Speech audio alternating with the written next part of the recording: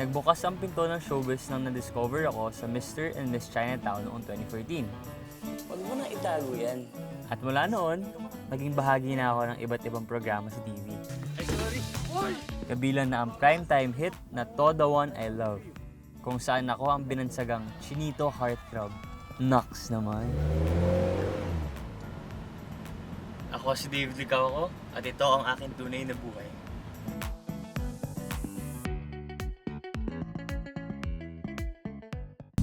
Kobe? Ay, Gabi-gabi tayong nadadala ng kanyang charm at looks sa primetime series na To The One I Love bilang si Kobe Generoso. salamat, Kobe, ah. Kailangan, galing mo kanina. Ang ka-love triangle ng mga karakter ng tambalang Cairo, ni na Kylie Padilla at Ruru Madrid. Ready tayo for take! Ang karakter daw ni David sa seryeng ito, malapit sa kanyang tunay na buhay. Sobrang nasayan ako sa role ko kasi medyo hindi ko kailangan mag-adjust in terms of how I talk, how I, kasi lahat, yung talagang akong, yung alam mo yun, yung talagang ako talaga yung role. Tapos what's funny is, since favorite player ko si Kobe Bryant, so nakagulat na Kobe rin yung name ko dito sa teleserye. Nang araw na yon, inilibot kami ni David sa kanilang set. Hi guys, so dito tayo ngayon sa tent ng To The One I Love. So dito si Aisha. Ay ka naman. So si Rachel sa show.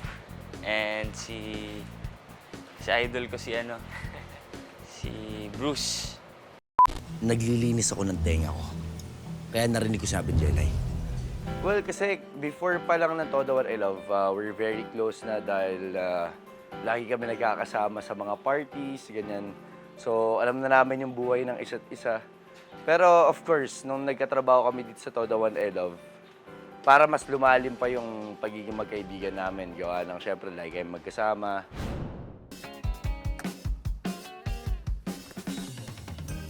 David, sakto naman. Galing bang taping? Oo. How's your day? Okay naman. Oo, pagod.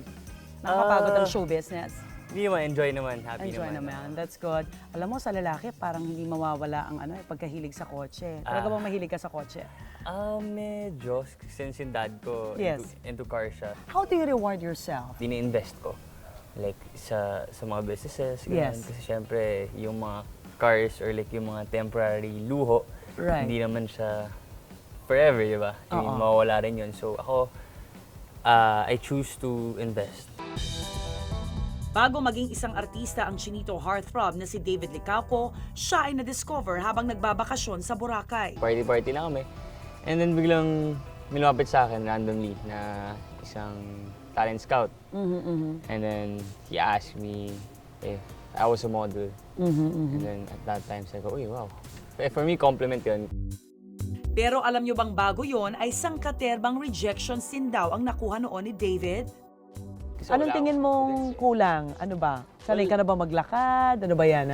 Hindi, siguro the body was with me na, but I guess yung confidence Yes. and the way you present yourself is very important in modeling, diba? Okay. So, I guess yun.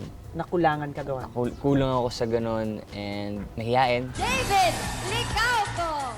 Kaya naman ang tanghalin siyang first runner-up sa Mr. and Miss Chinatown 2014, laking tuwa niya lalo't ito raw ang naging dahilan ng kanyang big break sa showbiz. Kasi nung sumali ako, maraming nagka-interest sa akin sa modeling na parang, oh, kunin kita sa shoot ng ganito, this magazine, this ramp, join this ramp, or whatever. If hindi ako dumaan dun sa path na yun, I mean, if I didn't join Mr. Chinatown, hindi ko mamimit yung mga taong nag-help sa akin sa modeling to be where I am right now. Ginagawa ko rin yung trabaho ko. Taong 2016 nang maging isa ng ganap na kapuso si David. Isa sa kanyang unang project, ang pagganap sa role na Malik sa fantasy series na Mulawin vs. Ravenna noong 2017. Ito pala ang Encantadia. Parang mambulang ng mga tao. Kamusta yung rapport sa mga kapuso stars? And how was the experience doing Mulawin versus Ravenna? Honestly, medyo fun siya in a way, but at that time talaga, hindi ko pa na-appreciate yung acting. Oo. Talagang hindi ko pa na, alam mo yun, parang Especially at that time, may costume kami Yes. and all that. Tapos parang hindi ko alam yung ginagawa ko eh. Dude, sumama ka sa akin. Taong 2018 naman, naging kabilang din si David sa seryeng Kapag Nahati ang Puso, kasama sina Bea Binene at Benjamin Alves. Tahimik siya, pero hindi naman na tahimik na medyo nakaka-off. Talagang ano lang talaga siya, very easygoing and respectful. Bagamat packaged as the next hottest hunk in town, si David Licauco, nahihiya pa rin daw i-flaunt ang kanyang katawan paminsan-minsan. Okay na ba yun sa'yo? Na you flaunt what you've worked for once in a while? Oo naman, kasi pinaghirapan ko siya. But paminsan, parang honestly ayoko na parang kunwari may show, Oo. David, maghuhubad ka. Parang ayoko na, ano yun lang ba yung, pwede naman akong maging cute or Cute. mag-acting na ng maganda, di ba? Oo, so sometimes you get offended. Oh, so, honestly, yeah. Pero it's part of work eh. I mean, syempre, minsan selling point din nila yun. May pressure ba na dapat may abs? Dapat 6 o 8 ba yan? Hindi ko alam. Hindi naman. Basta as long as fit ka talaga and presentable sa TV, okay na yan. And ako kasi, kahit wala ako sa showbiz, feel ko ganito pa rin Okay. talaga yung katawan ko. Para mas lalo pa nating makilala ang chinito heartthrob na si David Licauco, isinama rin niya tayo sa kanyang dating eskwelahan. David, anong pakiramdam that you're back dito sa iyong eskwelahan? It's always good to be back kasi alam mo yun, para mabalikan ko yung mga humble beginnings ko. Oo. Tsaka yung, alam mo yun, kasi super religious kasi ng school namin. So parang when I'm here, parang mas feel ko na nagiging close ako kay God. You have a lot of good memories. For sure, marami. Ipinanganak noong June 15, 1995, si David Alexander C. Licauco. Pangalawa siya sa 4 na magkakapatid. Ang kanyang mga Filipino-Chinese na magulang, parehas na nasa larangan ng pagnenegosyo. Yung mom ko sa start, super strict siya. Like, hindi ako pinapayagan lumabas and all that. Pero yung dad ko na mas lenient. Pero siguro kaya hindi ako sobrang magastos. Feel ko dahil binigay nila lahat agad. Pwede ba yun? Well, you're a lucky kid. Oo, so Diba? sobrang You're happy, lucky. sobrang swerte ko sa parents ko. Yes, And yes. Sa pagpapatuloy ng aming pagbabalik eskwela, So, nung wing na to, Ito yung high school wing. high school. So, yung pupuntahan natin nung elementary ka. Ito, teacher ko ng high school. Oy! Sir, Toreda. Kamusta? Musta. Si Mr. Toreda. Toreda, ano po ang itinuro niyo kay David? Philippine history. Philippine history. At kamusta itong si David bilang estudyante ng Philippine history? Totoo? Yung totoo. Pasado o bagsak? Typical na estudyante naman. Pasado yan. Pasado yan. Pasado. Pasado yan. Mabait naman. Mabait Okay. naman. Typical na bata, may kakulitan, may kapilyuhan. maging guidance counselor, kilalang kilala pa rin si David. Hans, madalas ba to sa guidance? Medyo. Kailangan ng guidance. Guidance. Oo. Kasi, lagi yan nandun sa gym, nagbabasketball. Talagang atleta siya pala Ay, ng Grace, ano? Varsity eh. Varsity ka dito. Varsity player. Binalikan na rin namin ang dating classroom ni na David. Ganito ba dati, nung dito ka pa nag-aaral? Ganito talaga ang chairs and tables? Medyo iba na. Dati hanggang dulo yan eh. So dati, doon ako sa dulo kasi lagi ako natulog. At nakakatulog ka talaga sa klase? Lagi ako natulog. Saan ka dyan? Absent ba ako nito? Natutulog. Ito. Natutulog. Ito ako. Uy, medyo malaman-laman ka dito, no? Oo. So, syempre, iba yung hair mo. Okay. Ito. At nasan ka? Hindi mo kalain eh, di ba? Oh, wow. Naka-braces ka pala. Yeah. He may seem like the Siga type. What with his boastful walk that makes his presence known in the school corridor? Paano ka ba maglakad dati? Lagi mo yun. Siga. Talaga? Yung astig-astig ka eh. Gusto mo So may cool rep eh. ka sa school na Siga? Oo, siga na tamad na mahilig mag-basketball. Siguro ganun. Usapang basketball na rin lang. Aba, patingin naman ang galing ni David.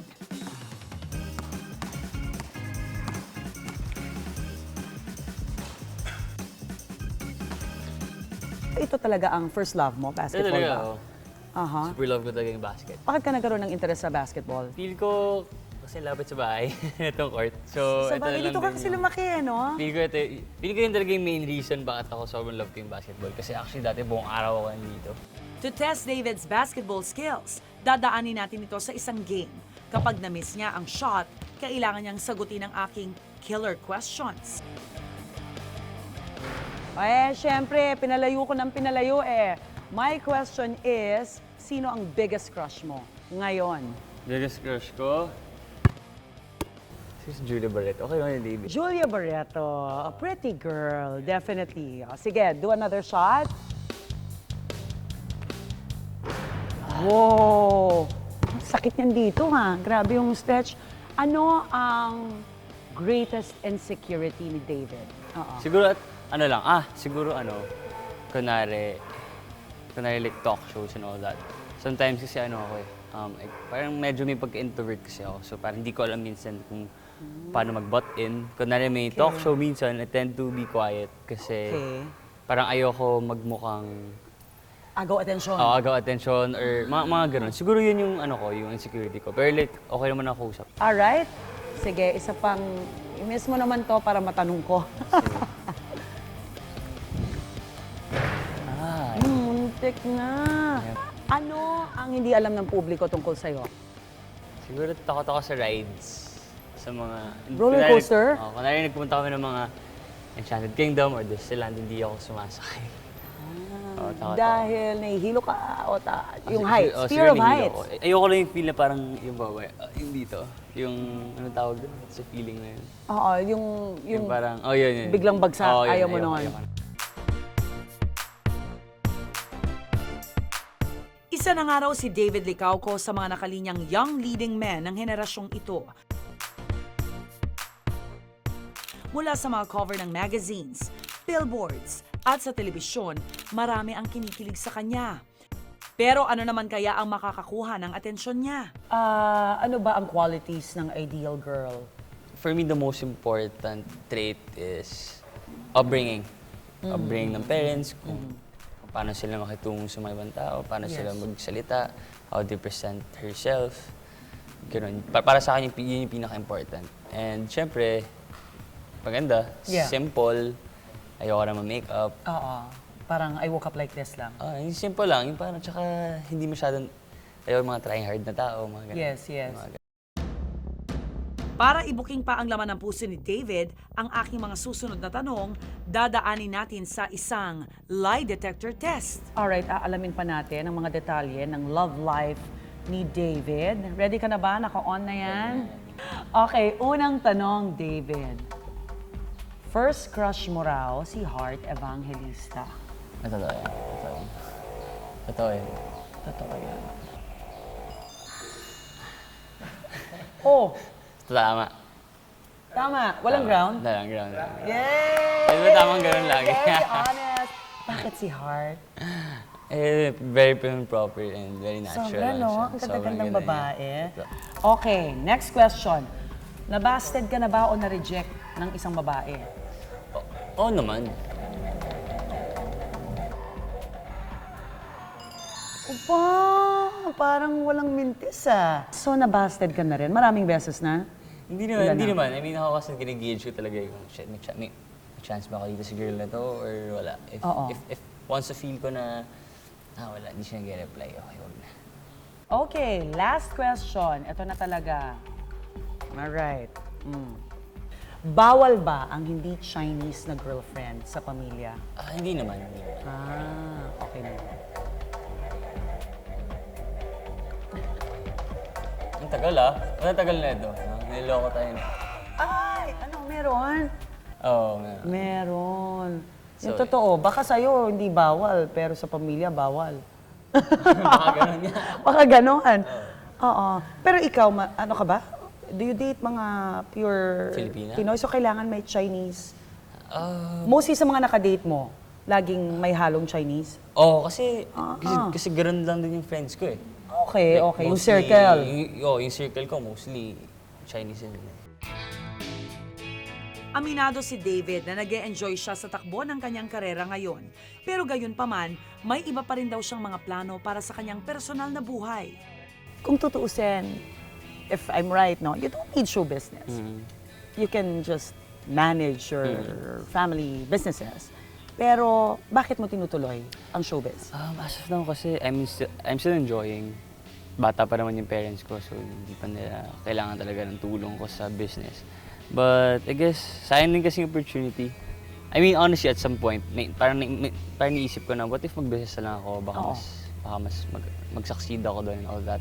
But then feel ko kasi, kunwari sa isang career, parang give it 10 years, let's say, acting, give it 10 years, tingnan mo kung ano yung maging career mo in 10 years, gano'n. Then next time, siguro, shift to another career, let's say, business. Ano man daw ang taas na narating at patuloy pang mararating ni David, ano man ang maging estado ng buhay, nananatili pa rin siyang grounded at nakatapak sa lupa. Anong aral ng tunay na buhay ni David Licauco? Be nice to everyone. Sobrang importante yun. Kahit sino pa yan, kahit mayaman pa yan or mahirap yung kausap mo, just be nice to everyone. And then, do your best at all times. And then, don't pressure yourself too much. Just take it day by day. And as long as you're not doing anything bad, you're okay. Hanggang sa susunod na Miyerkules, ako po si Rhea Santos. Bawat karanasan, may mga aral na tumatatak sa ating mga puso at isipan. Sama-sama ulit tayong makibahagi sa mga kwentong personal, dito lang sa Tunay na Buhay.